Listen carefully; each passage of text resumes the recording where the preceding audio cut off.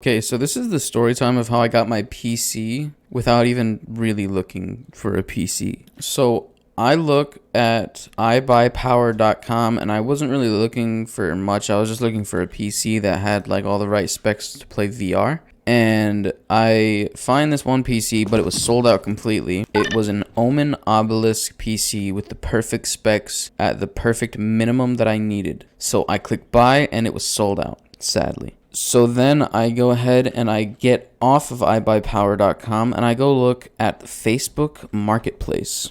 So I go on Facebook Marketplace and I click on delivery options and I make it to where it's local only so I can go pick it up. And I live in Indiana, and some guy that lived in Kentucky, which is a few hours away from me, had the exact PC that I was looking at on iBuyPower. So I messaged him. I'm like, dude, I really need this PC. How low will you go for it? It was listed for $1,000. And he said the lowest he'll go for it is $800 because it's ever so slightly used. He plays Farming Simulator on it with like 100 different mods. So I say $800 is a decent deal for this PC, even if it's used. He asks me where I live, and I say Indiana, and he says, oof, I live in Kentucky. And I say, okay, how about we meet halfway? So we meet in Seymour, Indiana, which is only 15 minutes from where I'm at, and an hour and a half from where he's at. But he did come, and he came pretty fast. He came in only like about 30 minutes, so I think he might have been on like the borderline of Kentucky, so like right next to Indiana.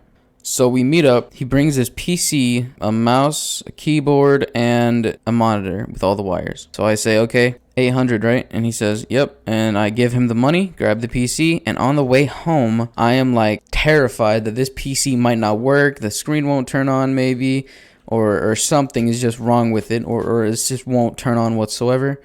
And I just got scammed maybe. But I get home and the PC's fine. I turned it on. I installed the first game I installed was CS:GO, and I play CS:GO. It runs perfectly smooth, and I message him. I'm like, yo, it runs perfect. He says that's dope, and we haven't really texted much since then. But that's how I got this PC, and then I'm slowly buying more stuff like Steam games, and I bought a year of editing software, so I can now edit videos for a year for only $50.